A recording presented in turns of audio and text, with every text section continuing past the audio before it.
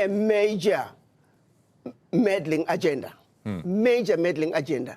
The majority of some of the workers, now the average USAID worker may not realize it, but quite a few of them are also operatives who are underground, and their major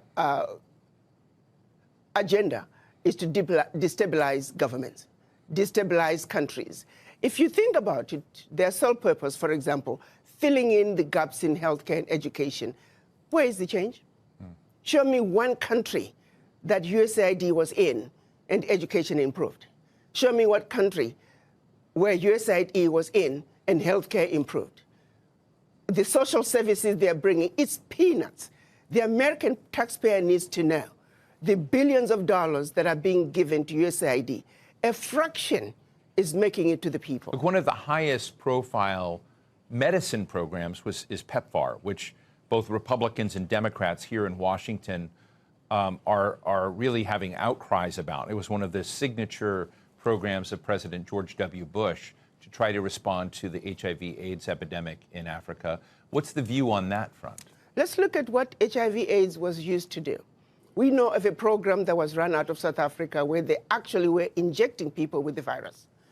The reason some of the AIDS virus spread as rapidly as it did in Southern Africa, there were some very dirty games being played on African people. They were using Africans as guinea pigs for experimental activities. Even when you look at every aspect, they're using us as guinea pigs. Yes, there is some good, a percentage of some good, but not all of it is done with good intentions. You look at agriculture, they're destroying African agriculture by introducing those GMOs. You plant your seed in one season, your soil is finished.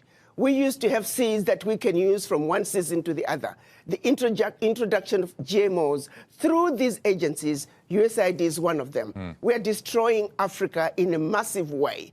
A little good is coming out, but by and large, the end result, they mean no good. They can turn around and give us an inventory and say, as long as you have been in Africa and also other parts of the world, show us your success rate.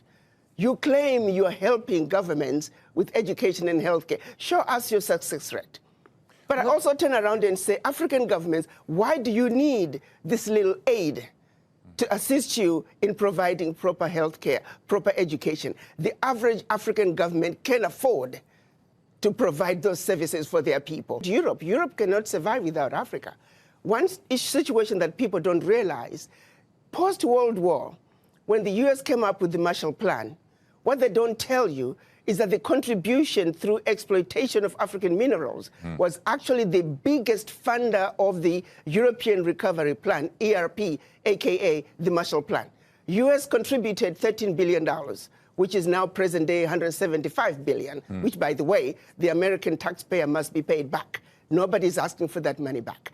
But what they don't tell you is that Africa, through exploitation of its resources by the Europeans, was actually a much, much bigger contribution to the European recovery post-World War II. Nobody talks about that. Why does such a continent that did so much to help Europe recover continue to be so poor? Let's be realistic here. Let's not talk about peanuts. Africa does not need the aid. What we need is for those who are exploiting Africa to stop. Africa has everything it needs. If Africa could have contributed as much as it did to the recovery of Europe post-World War II, why wasn't Africa equally developed? President Trump is saying USA first. African leaders must also say Africa first. This is a wake-up call to the African leaders to take inventory of what is really happening in their countries. Do they really need the peanuts that are coming in as aid? What is really going out? If I may use the example of what happened in Niger when the government decided they were going to take over the mining of their uranium.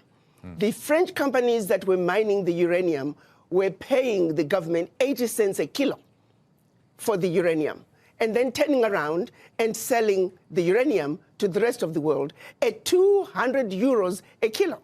So that one move from the Nigerian government to say we are now going to take ownership of our own uranium, they went from realizing about $1 billion in uranium resources to over 300 billion a year.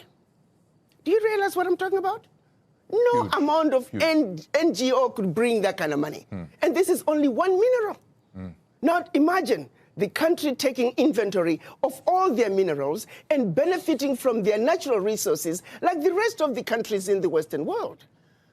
That is what African leaders need to look at. Do you see that in the horizon of African leaders right now? They're do gonna you have see to. them? Who do you see as the standout winners of that kind of change? And who do you think is still chasing AID contracts? Let me tell you, we need to look at what's happening in Burkina Faso, Niger, and Mali. President Traore is standing up. He is saying the natural resources in Burkina Faso, they belong to the people of Burkina Faso. Niger is doing the same thing. Mali is doing the same thing. Every leader must look at what's happening in the Sahel nations to say, like anybody else, you must take care of your people. You have your natural resources.